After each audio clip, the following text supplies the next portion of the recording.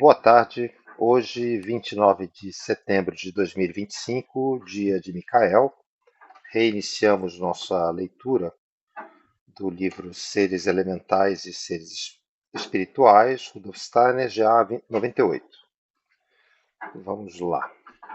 Vamos reiniciar pela página 30. Início, primeiro parágrafo da página 30. Voltemos agora nosso olhar para o eu e o corpo astral durante a noite. Consideremos que o corpo astral e o eu também se encontram numa situação especial no homem. Eles se adaptaram à vida do sangue e dos nervos. Sobre o corpo astral e o eu fluem também, durante a noite, forças superiores que descem de um mundo superior.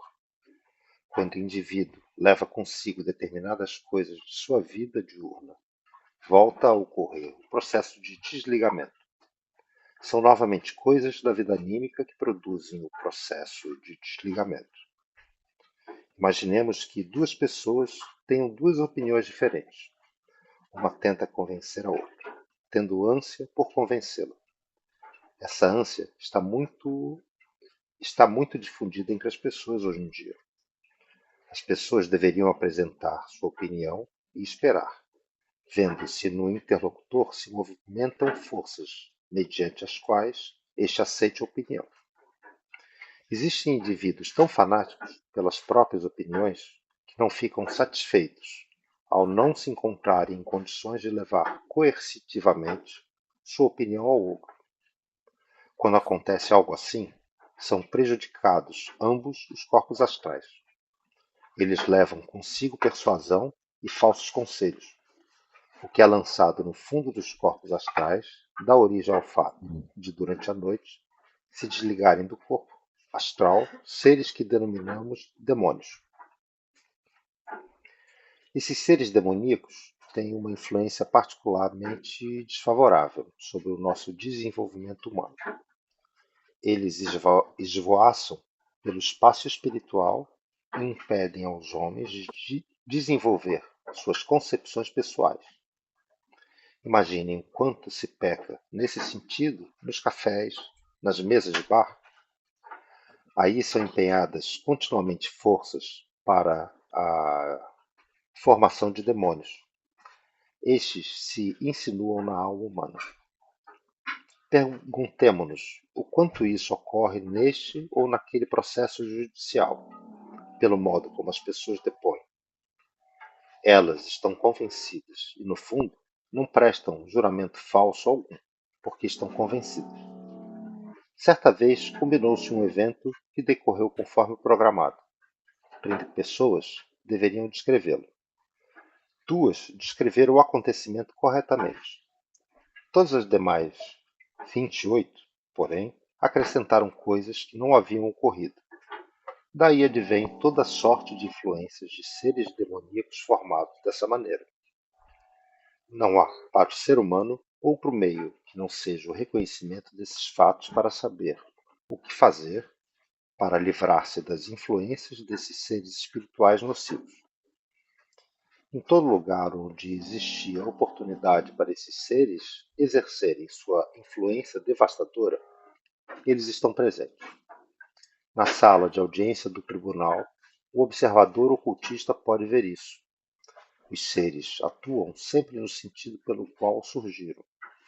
Os seres que surgiram por meio de leis iníquas voltam a atuar de maneira a induzir os homens a leis iníquas. Bom, então vamos fazer aqui uma pequena pausa,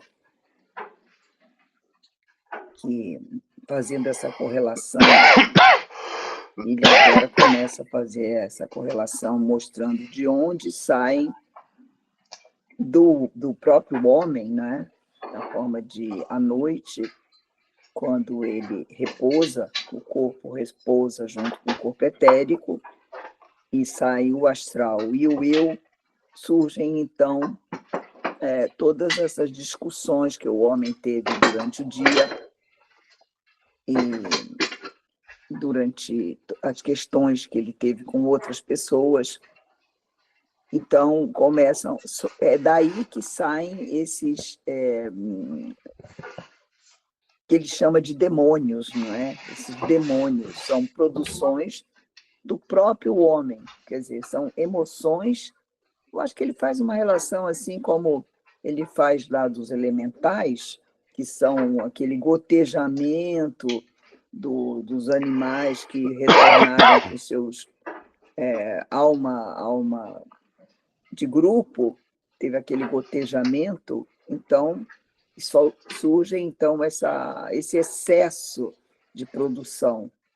Então surgem os elementais. E aqui no homem vão ser as emoções que ele leva para a noite e que, a partir, então, desse corpo etérico adormecido, desse corpo astral em atividade, surgem, então, essas discussões, não é? Que são produzidas pelas próprias emoções não resolvidas ou emoções conflituosas dos homens, não é?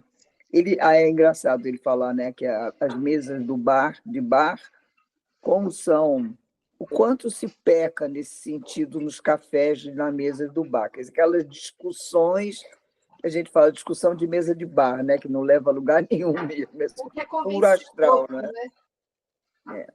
Vanessa, você quer falar alguma coisa? Eu queria perguntar, Mary, a gente pode pensar assim, tipo, quando a gente pensa na psicologia do Jung, quando ele fala de inconsciente coletivo, a gente pode pensar aqui na antroposofia nesses espirituais? Pode. Porque essas influências aqui, né, demoníacas, né, eu me lembro na Alemanha, quando eles vão começar os hospitais psiquiátricos no tratamento dos doentes mentais, os primeiros que aderem ao nazismo foram justamente os primeiros médicos que queriam tratar. Tanto que o Jung fica muito confuso, que ele fala, mas essa pessoa foi a que mais impulsionou o trabalho de tratamento dos pacientes, ele fica muito perturbado com isso, né? Então, assim, mudou de opinião, mas não é uma opinião, né? Mudou um ladão, né? Tipo, você só pode pensar numa coisa dessa, porque não tem sentido, né? Parece que a pessoa é invadida, não é? Isso. A pessoa, o raciocínio não funciona mais, como ela é dominada por uma ideia, como se a ideia tivesse vontade própria, não é? É um elemental. Quando você pensa, olha só, quando você pensa, por exemplo, o alcoolismo, o que é o alcoolismo perante a antroposofia? É a invasão do elemento da planta. A planta não tem um elemental. Então, uma das coisas que eu vou contar para vocês hoje é muito interessante, que eu li num outro livro do Steiner. O Steiner diz assim, mesmo que você, por exemplo, a cana-de-açúcar, moa, o elemental não sai. Se você decantar, o elemental não sai, ele vai junto. Ele disse assim, o ferro, quando você funde o ferro e faz uma locomotiva, os elementais estão na locomotiva. Isso é louco, né? Quando você pensa, né? Não é que o ferro fica morto e os elementais vão lá para outro lugar, voltam para a natureza. Não. Ele dizia, uma locomotiva, ela é cheia de elementais. Aquele ferro que fez, aquela produção toda que fez.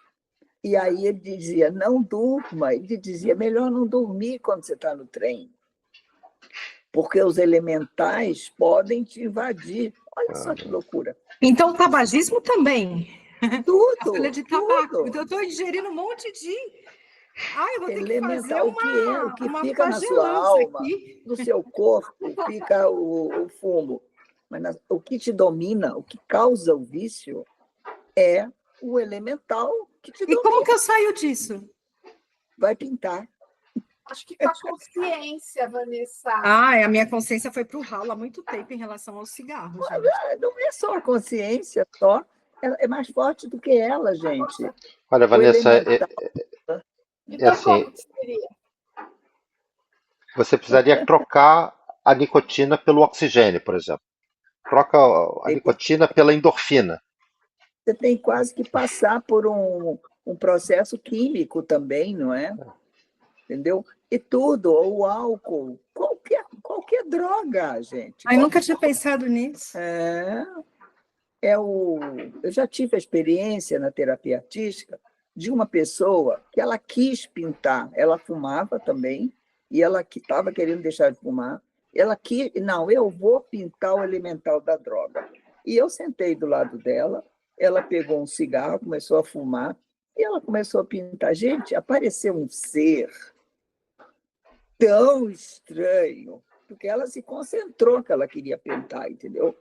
Foi aparecendo um ser, eu vou contar, não tem importância, Vanessa.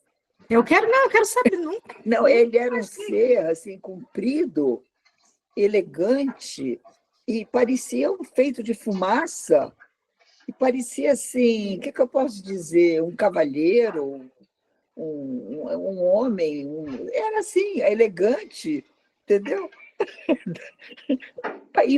E a cor dele tinha uma cor de fumaça, esverdeado, era uma planta fumante, olha, era um bicho tão esquisito. E ela foi pintando, ela valente, e fumando e pintando. Eu quero ver esse elemental. Eu falei para ela, tem um elemental. E é esse elemental, como é o elemental das paixões, como ele fala aqui, esses demônios da discussão que a gente está vendo aqui. Entendeu? As pessoas começam a bater boca, e desse bate-boca é que aí se formam esses seres. Entendeu? Que é o elemental deve ser da raiva, do ódio. Gente, são sentimentos. Vira aquilo, no espiritismo vira encosto, vira não sei o quê, entendeu? E por que a pessoa, por exemplo, os espíritos que não conseguem evoluir, estão também tomados por isso na vida, quer dizer, morreram e não se livraram. Então, o que é o apego? Gente, quando vai para o Camaloca, que fica ainda querendo fumar, querendo beber, quem está lá com eles, hein, sentadinho lá na pocinha quente? Quem está? Os amiguinhos, estão lá nos amiguinhos juntos. Entendeu? Vocês viram a descrição, né? Como é que é, do Camaloca, né? Que a pessoa fica sem corpo, querendo fumar, querendo beber, querendo comer. Ânsias ardentes, o Steiner fala. Essas ânsias ardentes, elas se manifestam pelos elementais. Aqueles bonzinhos, bonitinhos, aquelas fadinhas que ficam brincando lá nas plantas, come elas, para você ver uma coisa. Entendeu? Pois é.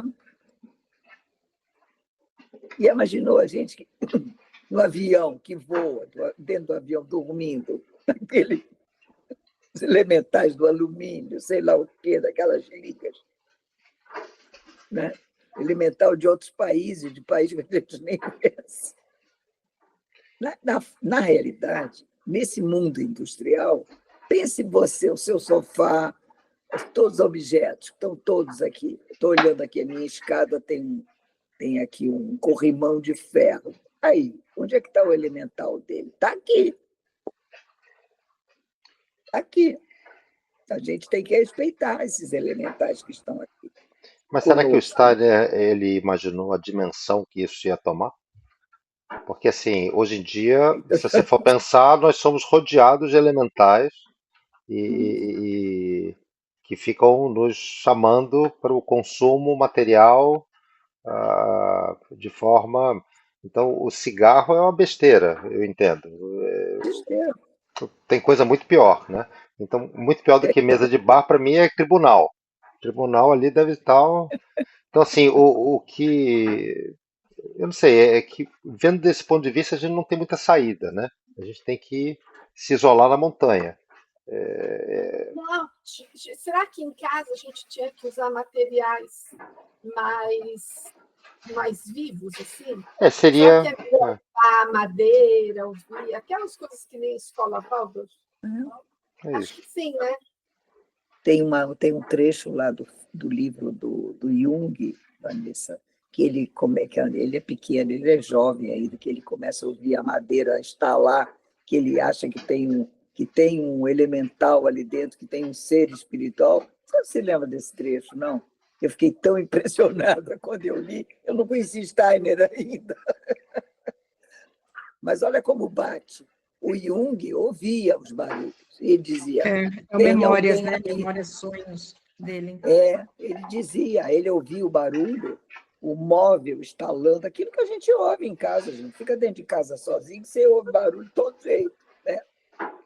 Eu ouvo barulho de todo jeito. A casa estala igual um navio, né? Aí a gente fala assim, bonito da matéria, né? Ah, não, a matéria se contrai. Ah, não, a gente tem explicação para tudo. A matéria se contrai, isso aqui é porque esquentou, tem sempre uma explicação, né? Aí a madeira está estalando, porque o calor, porque a telha, tem sempre uma explicação. Que a última coisa que a gente quer ouvir falar é que tem espírito aqui dentro da madeira de casa, não é? A gente não quer, a gente prefere química, física, né? Contração dos materiais, né? Tem tudo isso, né? Mas até comentando o que a Glória falou, se a gente se rodeia dessas coisas naturais, é melhor. mas não é garantia de nada também, Glória. Eu vejo que, sabe, sinceramente. Tem os pensamentos, né? Então, eu acho que é mais os pensamentos. Então, eu acho que a gente. O que ajuda é a consciência, né? É a consciência, é você ter consciência um pouco assim, isso aqui é meu que está instalando, foram as brigas que eu tive, foram as discussões que eu tive, sei lá, uma forma de autoavaliação, né? Como o Steiner fala, toda noite fazer aquela retrospectiva. Você faz uma autoconsciência, né? Faz no cristianismo a gente fala ato de confissão, né? Você faz um exame de consciência, né? Um pouco assim, você avaliar o que é meu e o que é deles, entendeu? Um pouco, né? E aí não ter medo, gente. Ter medo por que você vai ter medo? O elemental vai te fazer que mal? Só se você estiver pensando mal, eu acho, sinceramente, né? O mal, ele tem o espelhamento do mal, não é? Ele vai, a gente já viu aqui no livro do Steiner, ele só vai atacar quem está com medo, quem é fraco, quem tem a consciência pesada. Se você está de boa, né? A não ser no caso do cigarro, né, Vanessa? Que aí você está fazendo mal para o seu corpo. Né? Aí é diferente. Ou drogas, ou mesmo bebida, ou comida errada, gente. Sabe? Você está comendo comida errada, você tá pior do que se estiver drogado, né? Você está se envenenando, né? Entendeu? Então, é assim, você estando... É a coisa da consciência, da relação. Está tudo aqui no mundo, tem direito de viver, né? Então, eu acho que a gente também está lendo esses livros assim, para a gente entender isso de uma forma maior, não é? Né? Eu penso, né? O que vocês acham?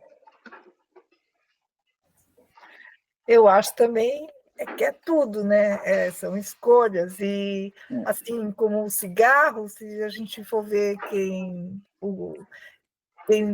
o pão, que hoje eles falam tanto, a gente não consegue, que gosta, né?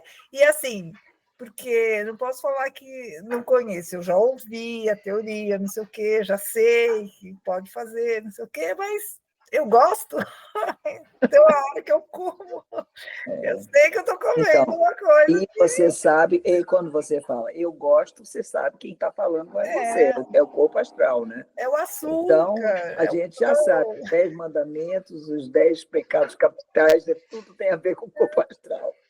A gente roda e cai lá no corpo astral, né? Estava pensando assim que também, não sei, eu já ouvi também falar que, nossa, o pensamento cria. Então, aquilo que você cria é vivo, ele torna vivo. Então, talvez seja esse vivo aí, esses demoninhos, essas coisas que a gente cria com o pensamento também, porque quando dorme, ele cria vida, né? É isso aí. Então, vamos continuar. O ser humano, o ser humano deve olhar para dentro do mundo espiritual a fim de tornar-se prático e não criar constantemente obstáculos. Se lançarmos o olhar sobre o que acabamos de discutir, teremos de concordar que, durante a vida diurna, o homem dá motivos para que surja toda sorte de seres espirituais, de seres elementais. Temos de perguntar-nos qual o significado têm esses seres para o desenvolvimento futuro da humanidade? Olhemos retrospectivamente para épocas antigas, quando nossos antepassados viveram no mundo atlântico. Se retrocedêssemos suficientemente longe no antigo desenvolvimento atlântico, chegaríamos ao ponto de gradualmente encontrar homens com uma configuração bem diferente. Imaginemos retroceder até aproximadamente a metade da época atlântica. Aí temos de imaginar os seres humanos de tal forma que a parte do corpo etérico, situado hoje em nossa cabeça, sobressaísse, naquela época, bem acima da cabeça física, tal como hoje ainda é perceptível ao clarividente, no cavalo. Isto ainda é especialmente acentuado no elefante. Ele tem uma saliência diante e acima da sua atual cabeça física. Esse era o caso do homem na antiga Atlântida. Ao avançar no desenvolvimento, consistia em que essas partes se juntassem mais, de modo que hoje a cabeça etérica e a cabeça física do homem quase se justapõem. Primitivamente, o homem tinha uma clarividência crepuscular. Ao mergulhar em seu corpo físico durante o dia, via não os contornos firmes, mas os objetos circundados por uma aura. À noite não via contorno algum, só o lado espiritual das coisas. Na época pós-atlântica, temos a diferenciar até agora 5 épocas culturais. Na antiga Índia, durante a primeira época pós-atlântica, a ligação da cabeça etérica com a cabeça física era, nos homens, muito tênue. Tornou-se cada vez mais intensa a convergência entre o crescimento da cabeça etérica e a cabeça física. Ela ganhou maior intensidade em nossa época, a 5ª época pós-atlântica, em que os homens desceram ao mundo físico material, penetrando o mais profundamente possível na matéria. Nessas muitas encarnações, durante as diferentes épocas, o homem aprendeu muitas coisas até o dia de sua encarnação atual. Tudo o que acontece no mundo acontece numa linha descendente e numa ascendente. Tão real quanto o fato de a cabeça etérica se haver ligado cada vez mais à cabeça física é a perspectiva de que, pouco a pouco, surgirá um afrouxamento. Já chegamos ao momento em que a cabeça etérica começa a afrouxar-se novamente. Aqui precisamos diferenciar entre a evolução de raças e o desenvolvimento anímico. No futuro, haverá almas que não terão sido suficientemente ativas durante o período em que a cabeça etérica esteve unificada com a cabeça física. Hoje, em consequência do crescimento unificado da cabeça etérica com a cabeça física, muitas pessoas recusam-se a aceitar verdades espirituais. As pessoas que agora aceitam verdades espirituais terão assimilado o suficiente nessa encarnação para então encontrarem a ligação quando retornarem mais tarde. Porém, aquelas que agora descuidaram do que deve acontecer não encontrarão no futuro corpos que lhes sirvam, pois a evolução das raças criará corpos normais, adequados às almas, de que nada tiverem descuidado. Que de nada tiverem descuidado. Outras serão de natureza tal que o corpo etérico afrouxado não conseguirá assimilar coisa alguma. Esses indivíduos constituirão uma espécie humana particular que ficará excluída do avanço evolutivo da humanidade.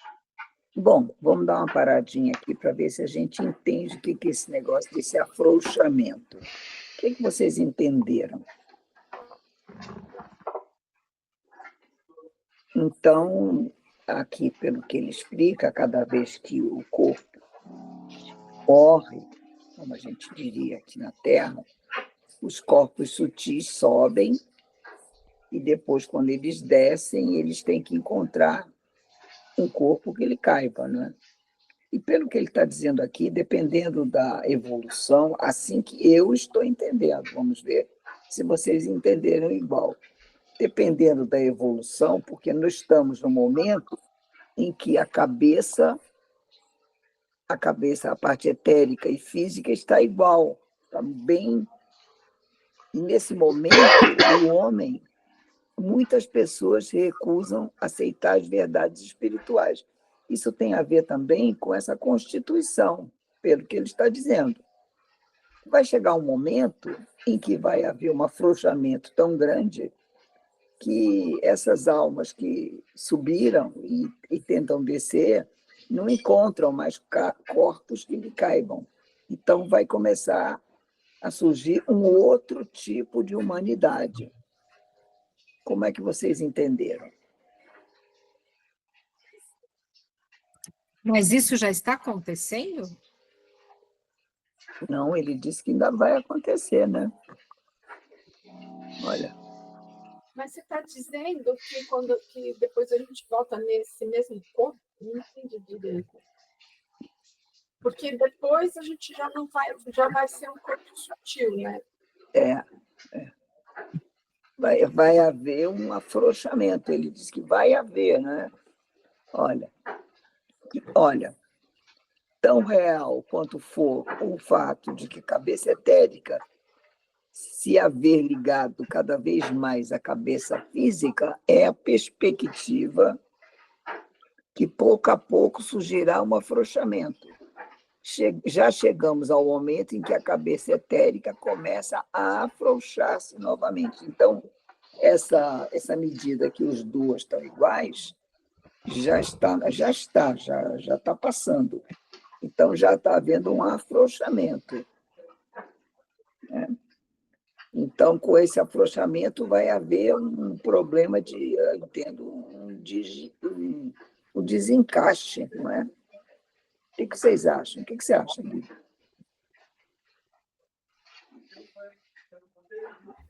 Meio diferente, né? Essa coisa do alguns animais terem cabeças diferenciadas. Ele está induzindo que a raça de cada. Isso, as raças, né, dos animais, as espécimes dos animais, né? Determinariam um karma coletivo, alguma coisa nesse sentido, assim, que os elefantes tiveram um karma, os felinos tiveram outro. Então, mas você vai vendo o que vai dar. Vamos continuar. Então, mas aí aqui, ó, um pouquinho antes de terminar esse parágrafo, ele fala assim: outras serão de natureza tal que o corpo etérico afrouxado não conseguirá assimilar outra coisa. Esses indivíduos constituirão uma espécie humana particular que ficará excluída dos avanços evolutivos da humanidade. Então, esses serão aqueles que serão deixados, sabe, aqueles que não evoluem, serão aqueles deixados para trás, né? Aqueles que vão ficar para trás. Que não conseguem evoluir igual, né? Mas esse afrouxamento, então, vai ser para isso? Para separar os que vão seguir dos que não vão? Eu não estou ligando agora. O que eu não estou conseguindo ligar é se esse afrouxamento tem a ver com uma maior produção de seres demoníacos, digamos assim, como ele fala, entendeu? Eu não estou entendendo aí como é que fica essa questão que ele estava falando, que na hora do sono a gente produz esses seres, não é? Então, o ideal é que a gente não produza, não é? Mas eu não estou conseguindo ligar onde que esse afrouxamento tem a ver com essa má evolução, entendeu? Eu acho que não tem compreensão, não consegue ter compreensão, percepção do mundo espiritual, não? Eu acho que sim. Tipo, não entra nem anjos, nem demônios, sabe assim? Fica, há um afrouxamento, não tem como, não tem encaixe, né? E sem encaixe, você não consegue entender direito as coisas, né? Que ele diz aqui, né? Acho que perde certas percepções, uma delas a veneração, a beleza. Pode ser. Muitas pessoas se recusam a aceitar verdades espirituais, né? Decorrente, em consequência do crescimento unificado da cabeça etérica com a cabeça física. É por aqui na coisa. Tá bom, vamos continuar para ver se a gente entende. Uma série de coisas são necessárias para uma alma se encontrar num futuro corpo. Imaginem uma alma que irá viver num corpo físico cujo corpo etérico esteja afrouxado. Essa alma não iria mais compreender quando lhe falassem de demônios, e assim por diante. É no momento de hoje que se pode falar dessas coisas. Quando o corpo etérico voltar a ficar afrouxado, isto não será mais possível. Aí ele estará destinado a percepções bem diferentes. Futuramente, o corpo etérico viverá no mundo espiritual, que se encontra povoado de demônios, e assim por diante. Depois, esse mundo de seres espirituais estará ao redor do homem e, se este não se preparar agora, por meio dos ensinamentos a respeito, mais tarde não saberá o que fazer diante de tais seres. Todavia, aqueles que levarem consigo desta encarnação o conhecimento sobre esses seres saberão como comportar-se perante eles. Essas pessoas sapientes estarão designadas para, no futuro, transformar esses seres em servidores de um desenvolvimento progressivo. Vimos assim como os seres humanos podem deixar sua tarefa perder-se na evolução da humanidade e dos demais seres. Ele responde um pouco o que falamos aqui. Aí amarra um pouco, né? Então nós As vamos... pessoas sapientes, né? Designados no futuro a transformar esses seres em servidores de um desenvolvimento progressivo. Quer dizer, é como se houvesse uma separação, não é? Vai haver uma separação. Né? Vamos continuar. Todos esses demônios, fantasmas e fantomas são hoje em dia nocivos, mas no futuro nós iremos transformá-los em servidores da evolução da humanidade. Para isso, no entanto, o homem precisa preparar-se. Os desenvolvimentos de almas e de raças não correm lado a lado. No futuro, os homens se dividirão em bons e maus. Enquanto uma parte se desenvolve hoje de maneira correta, para no futuro transformar os demônios, fantasmas e fantomas, a outra parte será impelida para baixo. Aquilo que o espírito humano cria tem um significado real. Sempre foi assim na evolução da humanidade. Vamos dar um outro exemplo de como o homem colabora hoje no mundo. Voltemos os olhos para a quarta época cultural, para o templo grego. A ideia do templo se originou, inicialmente, na alma humana. Ela repousa sobre o que denominamos coluna e sobre aquilo que a coluna sustenta. Nunca mais o homem conseguiu, como naquela época, transpor-se para dentro do espaço sustentado. Comparemos um templo grego com uma construção moderna. Quando a coluna se torna decorativa, não é mais coluna verdadeira, livremente vertical e sustentando de fato. É necessário o ser humano ter a sensação de que a coluna deve comportar-se do material correto.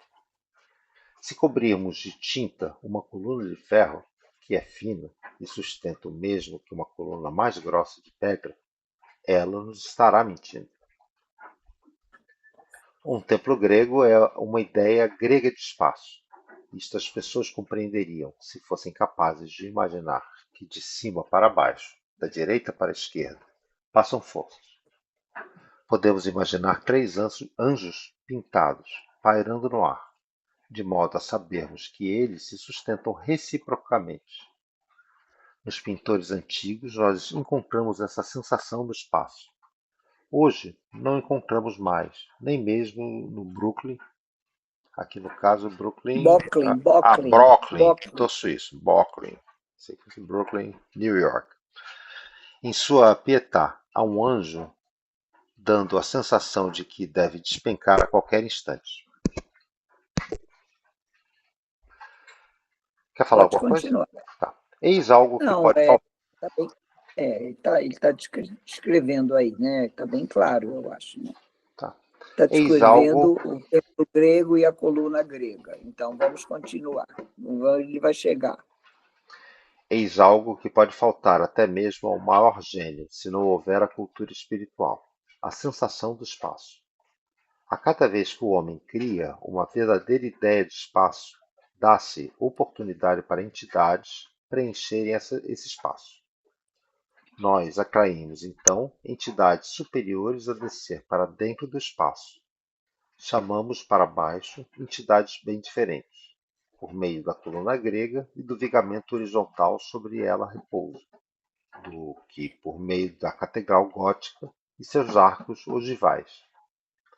A catedral gótica diferencia-se espiritualmente do templo grego da seguinte maneira. No templo grego, o homem introduziu de tal forma a ideia de espaço que o próprio templo é uma ideia espacial cristalizada. Pelo fato de ser como é, o templo é a morada de uma entidade superior, de um Deus, mesmo que este esteja abandonado pelo homem. Da catedral gótica, porém, os homens fazem parte. Ela precisa ser complementada pela devoção das pessoas e pelas mãos unidas em prece, que a exaltam. O templo grego é uma morada de Deus. A catedral gótica é um lugar para os cultos e uma morada de Deus quando os homens estão presentes. O templo grego, mesmo quando abandonado, é a morada de uma entidade espiritual. Vemos assim que os seres humanos, estando em harmonia com o mundo espiritual, atuam em conjunto com ele. Vemos assim espírito como, mediante ações humanas, pode-se trabalhar cada vez mais para trazer entidades superiores para baixo.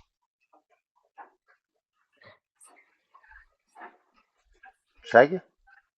Então, ele dá essas duas dimensões. Quer dizer, o espaço não é sempre o mesmo. Se você fizer um templo grego, você tem um espaço e tem uma sustentação, e ele diz, se você construir esse espaço, um Deus vem habitar ali dentro. Já a catedral gótica, que tem esse formato, que tem essa ogival, né? Ele já diz que aí é uma morada para as almas humanas, né? É uma morada que Deus vem quando os homens estão reunidos. Bonita essa imagem, não é? Você tem o templo grego, que é uma coisa mais reta, mais quadrada, que é um momento mais do homem, mais antes da vinda do Cristo, né? Você tem um outro espaço, né? Espaço onde outras divindades eram divindades quase humanas, não eram adoradas, não é? E depois você tem isso, que é essa ogiva, que foi construída depois da vinda do Cristo, então, onde já são outras forças, não é? Que constroem, que é uma ogiva já construída pelo homem, muito mais elaborada. O templo grego, eu quero entender que ele quer dizer assim, que o templo grego é muito simples, são ângulos retos quase, não é? É uma coisa muito, eu entendo assim, pouco elaborado, né? são colunas retas e uma trave reta, uma coisa de uma simplicidade da natureza, praticamente. E depois você tem esse outro arco, que já exige outros cálculos matemáticos, isso aí já exige que o homem tenha um outro conhecimento. Então, eu acho que é uma coisa mais elaborada, não é? E onde ele diz que é uma morada de Deus, desde que os homens estejam lá, sempre que os homens se reúnem. Então, é um outro conceito, não é? Que é um pouco o Pentecostes, né? Que ele vai falar outra vez, que é a reunião dos homens. Né? E parece que o templo grego não depende dos homens. Né? Lá, mesmo que esteja abandonado, habita um Deus, e como ele diz, não é? Um Deus pode habitar lá. Como é que vocês entenderam isso, essa correlação?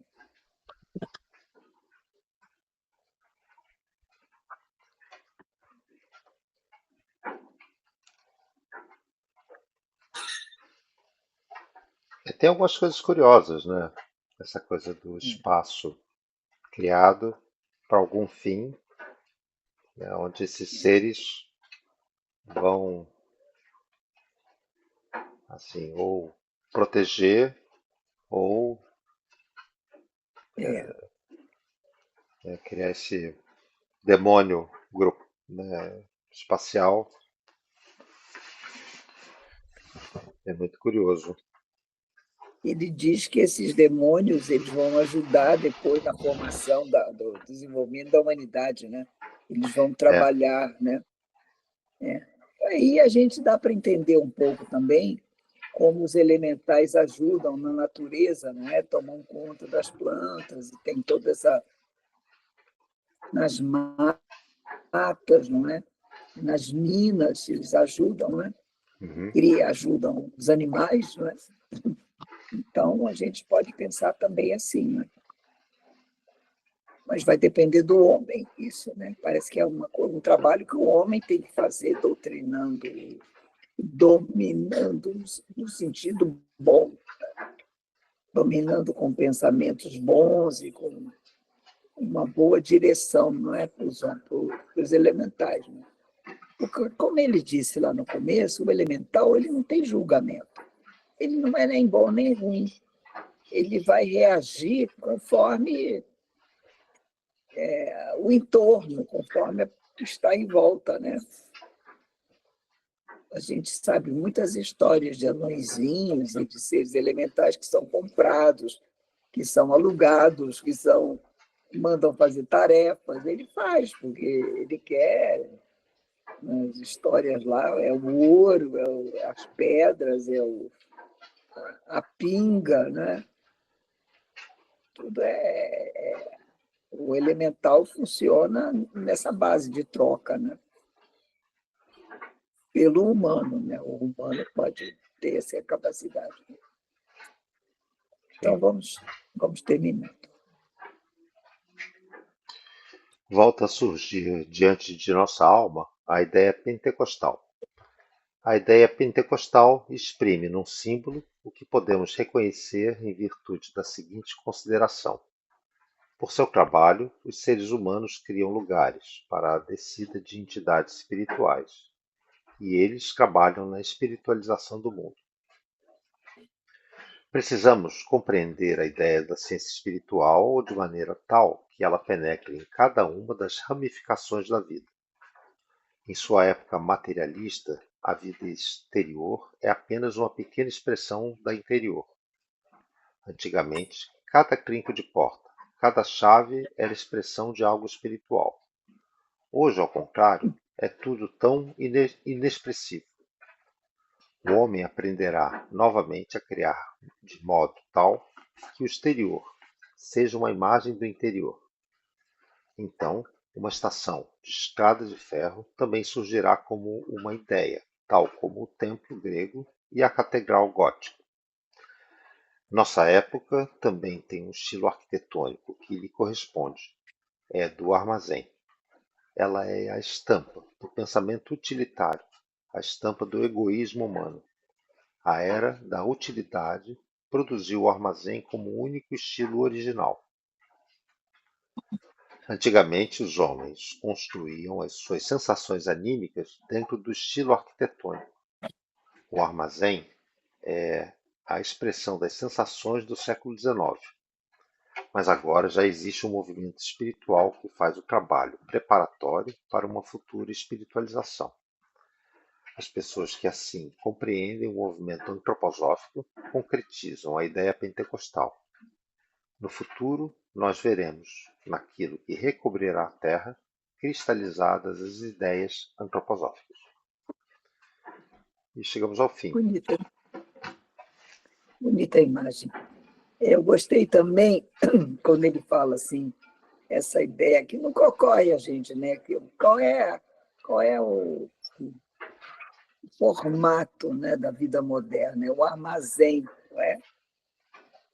Então, ele está falando aqui do século XIX, que é a arquitetura do século XIX criou o armazém, que é o entreposto, a parte comercial, quando começa a era industrial, lugar para estocar coisa, que existe até hoje, né? Essa coisa do armazém. Evoluímos para o shopping center, né? Exatamente, eu ia dizer isso. E aí eu fiquei, agora... Isso. Minha mãe caiu. Peraí, vamos ver o que aconteceu com ela aqui. Filho, que é um grande shopping center, né? Mãe, você caiu? Vai, né? Consumismo e vaidades, né? Talvez. Não, não caí, não. Alguém está tentando ligar. Já Tá. desliguei. Então, então a essa questão do coisa ego, né? É o ego, a vaidade. Vaidades, né? Consumismo. É matéria, não é, gente? O shopping center é o lugar onde você vai comprar, comer, comprar, enfim, lá. Engraçado, a arquitetura se faz assim, não é? Faz a arquitetura da coisa, né? Aquela opção de casinhas assim, a opção de A coisinhas. imagem é uma caixa, né? Se a gente pegar armazém, shopping, os supermercados, esses mega mercados. É uma torre de Babel, não é todo mundo andando, falando. Quando você está no exterior também, você está nessas cidades turísticas, virou tudo um grande shopping center, não é? Virou tudo um grande mercado, né? E a música tem um ambiente que envolve, assim, acho que propícia para gastar, né? Você vai ficando atordoado. No Natal, né? Fica tudo enfeite, as músicas, você vai... Realiza, né? E para quem trabalha lá dentro... E quem converte não se diverte. Aí você vai naquele embalo. Né? E quem trabalha lá dentro é o inferno, né? Porque não tem noção de dia e noite, não tem... Então, o grande remédio para isso tudo é a consciência, não é? É a consciência. Agora, interessante... Parece que a grande questão... É interessante essa visão da expressão cultural através da arquitetura de um povo, né? E assim uma você época, vai... Né? Uma época, né? Assim, já é uma expressão cultural de um povo e aí uma expressão de uma época, dando um... Porque aqui, hoje em dia, você também tem os arranha-céus, né? Você tem essa coisa do adensamento, né? Quanto mais adensado, maior... Em São Paulo, horror. É que dirá... Pois enfim. Mas... E é sempre uma coisa amontoada, né? Nossa época é sempre um over de tudo, né? Aquelas torrinhas, apartamentinho, né? E salinha, sempre não tem aquele espaço, né? Não tem um espaço, é sempre tudo pequenininho, individualizado, tudo muito separadinho, né? Época do egoísmo, né? Época do ego, antes do eu. Eu acho que é isso. A gente vai chegar no eu, mas precisa passar pelo ego primeiro, né? Precisa gastar esse ego, né? A concentração urbana é uma marca também, né? dessa época, né? Concentração que você tem hoje em Exatamente. dia. Bom, então vamos Então, falar agora do próximo livro, é isso? isso. Vamos falar um pouco do próximo livro, que ainda temos alguns momentos, aproveitando, né? Vocês todos já compraram o livro, já estão com o livro, né? Qual livro? É o Evangelho de Mateus. O próximo livro que vamos ler será o Evangelho segundo Lucas, do Ué? Rudolf Steiner. Não era o Mateus, gente. Não, Lucas. Não, era A Lucas. gente tinha resolvido Lucas. Lembra que a gente falou que é o médico? Então acho que me enganei. Acho que você se enganou, a gente falou o Lucas. Mas esses evangelhos... Eu estava errado, então. Mas um dia a gente vai ler o Mateus, né? Não tem muita importância também. A gente está querendo. Estava lendo. Um dia a gente vai ler o Mateus, né? Ou não?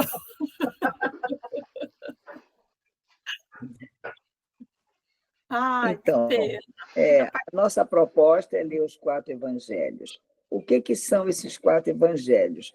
São uma releitura, vocês estavam vendo como é o estilão do Steiner, ele vai analisando cada evangelho e dependendo, então,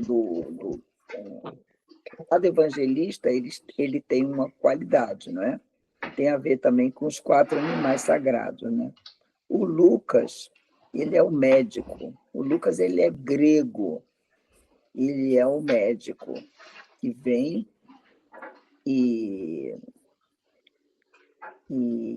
o Lucas tem mais uma característica, que ele é o único evangelista que não foi apóstolo, né? Os outros, não é, foram apóstolos. Nós temos o Mateus, temos o João, e quem é o outro? Gente, me ajuda aí. Meu Deus. O que? Os apóstolos? Marcos.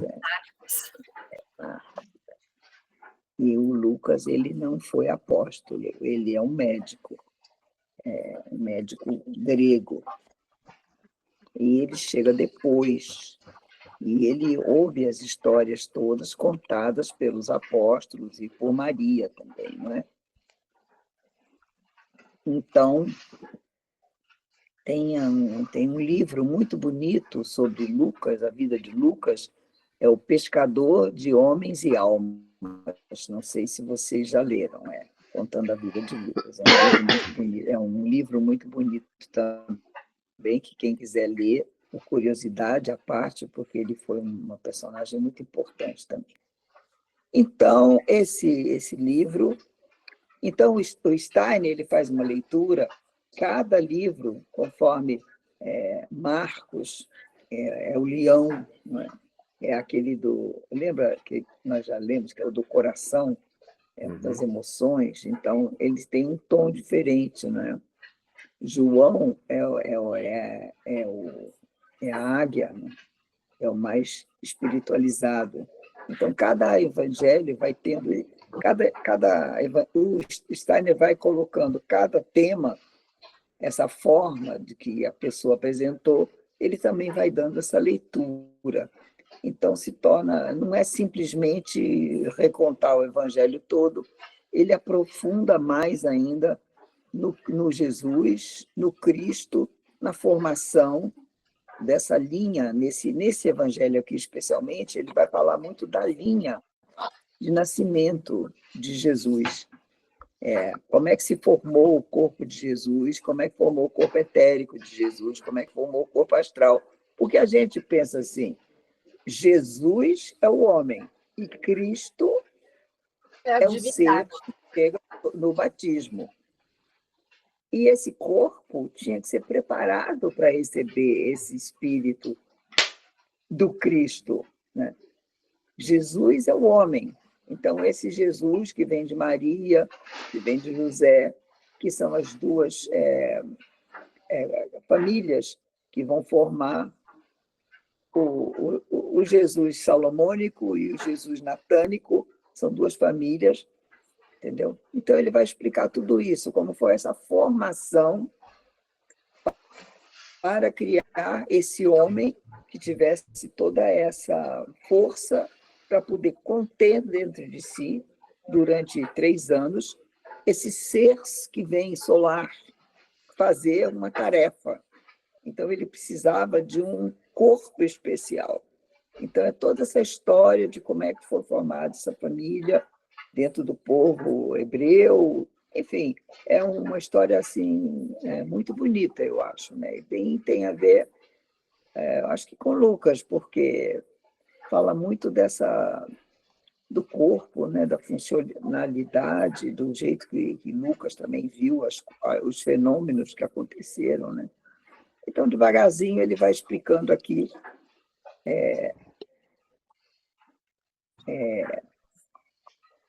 como é que foi a preparação desse corpo de Jesus, como foi desse ser, como é que Jesus foi preparado para receber o Cristo. Basicamente, é isso que eu posso falar desse livro. O resto é aquele estilo mesmo do Steiner, tem que ir lendo, falando, olhando, muitas vezes vendo outras citações, vendo a Bíblia, para a gente ir acompanhando como a gente costuma fazer. Alguma pergunta?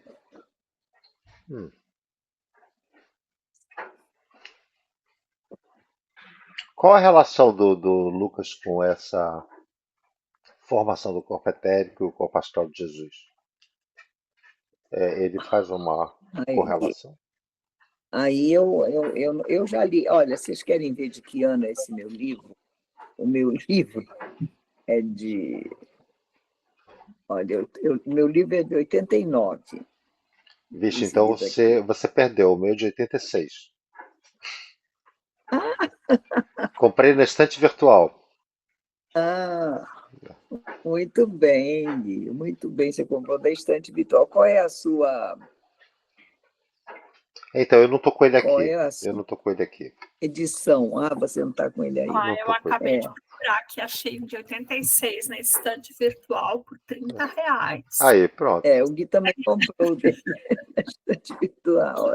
Mas demora para chegar, vamos ver. Eu vou ficar igual o seu. Eu estou aqui procurando a edição, não estou achando, não. Deixa eu ver. Edição... Eu tenho a primeira edição, E aqui? 1985. Nossa, primeira edição. Tá... Olha, gente... Ele está todo manchadinho assim, olha, todo enferrujado. Coitado. Você também comprou? Depois a segunda edição foi em 1996, um ano depois já teve de novo. Sabe como é que a gente lia antigamente isso tudo? Em apostila. Tudo xerocado. Era tudo xerocado. Mimeografado. Eu tinha coisa que mimeografada. Alguém datilografou. Meu Apocalipse datilografou e rodou no mimeógrafo. No estêncil. Bons tempos, né? Edição brasileira que em 1985, porque para eles lá, em 1985 foi a 8ª edição, que começou em 1955. Isso na Alemanha, né? Na Suíça. Então, assim, porque isso aí eram palestras, né? Muito bem.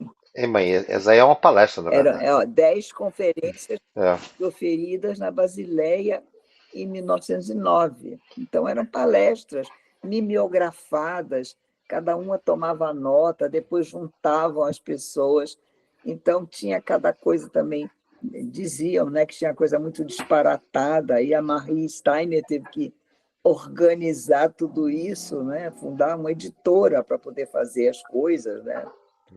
Então, assim, tem muita história para contar, né? Mas eu acho que vai ser bem legal, porque nós vamos dar a gente vai dar assim uma viajada nessa coisa do pré-cristianismo. Eu acho bem importante, porque a gente fala muito do Cristo para frente, mas o Steiner disse que a humanidade já esperava o Cristo. Os centros de mistérios, as religiões antigas, todas falavam do Messias, todas falavam que vinha um enviado, que Deus ia mandar, que vinha alguém. Então, tudo isso já estava sendo, como ele diz, preparado. Os sábios da antiguidade, por isso é que tem o Velho Testamento e o Novo Testamento, viu, Célia? Isso é muito importante, viu, Célia? Não, a Célia estava dizendo que ela não teve uma formação católica, cristã. Ela foi criada de outra forma. É feito o Gui também não teve essa formação de base assim, da religião católica. Eu descobri isso tudo com uns 30 anos. Uns 30 e poucos anos é que eu descobri isso tudo. A Cristina também nos falou também da outra vez, também a mesma coisa. Então, é legal isso. Não, e a maioria de nós não tem essa formação. A gente lê do nascimento, dos evangelhos para frente. Só que a Bíblia completa, ela tem o Velho Testamento. E no Velho Testamento é toda a história do povo judeu, né? É o povo judeu, lá desde o primeiro dia da criação, é o livro sagrado, é a Torá, e foi desde a antiguidade inteira. Olha, o Salomão construiu o Templo de Jerusalém para guardar a Arca da Aliança, a Arca da Aliança que tem a Torá dentro. A Torá são aqueles livros todos enrolados, né? Agora, a Arca da Aliança se perdeu. A Torá que existe hoje em dia são cópias, não é? Então, são os livros dos judeus, que é todo o Velho Testamento, e que tem vários profetas que já estão profetizando. E, segundo nos conta também o Steiner, as outras religiões também que tinham todas essas previsões. Ele faz essa grande retrospectiva. Eu acho importante para a gente saber como é que foi isso perante a história da humanidade, não é só a história do cristianismo. Essa pergunta que fica muitas vezes, né, que já apareceu aqui no grupo. E as pessoas que nunca ouviram falar de Cristo, como é que vai ser no dia do juízo final? Né? É a grande pergunta, não é? Você já ouviu falar de Cristo? Você pode escolher ou não, ou você pôde escolher ou não, enfim. Mas se você nunca ouviu falar? Se você nasceu lá na Conchichina, não sei o quê, no século XIV, entendeu? Lá no meio dos mongóis. Não ouviu falar nisso, não sabe nem o que é. Mas aí, onde é que está esse Cristo na humanidade? Onde é que está esse fenômeno, esse ser de luz? Então, ele só é visível para quem conhece? Gente, não é assim. Bactéria não é visível só para quem conhece. Fica doente se ele nem conhece a bactéria. Não é. O Cristo, ele tem uma outra força, a força que está dentro da própria vida. A vida nos mostra o Cristo, ela nos traz o Cristo, né?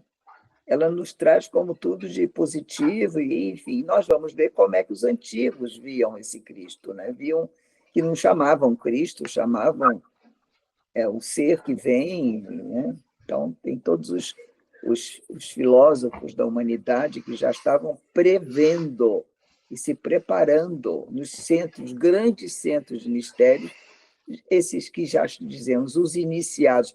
Iniciados em quê? No mistério. Que mistério? Que mistério é esse? A vinda do Messias, a vinda do Cristo, a vinda desse ser. Era um mistério, olha, não pode falar. Vai vir aí. Mas tem esses deuses todos aqui. Tem Júpiter, Marte, Vênus, olha, mas vem um outro cara aí, que esse aí que vai ser o bom, entendeu? Já tinha isso, né? Já tinha dentro, todo mundo sabia que já existia uma outra energia, né? E muita coisa sempre ligada ao Sol, né? Vocês viram os faraós do Egito e tudo mais, né? Desde que o mundo é mundo, que o homem adora o Sol, né? Então, isso aí é o que está mais ou menos relatado nesse primeiro livro, onde ele vai contar essa história antes de Jesus vir, né? Como é que foi essa preparação para a vinda. Então, eu acho muito legal a gente ter essa noção também do que aconteceu antes. É a história oculta, né? É a história oculta, né?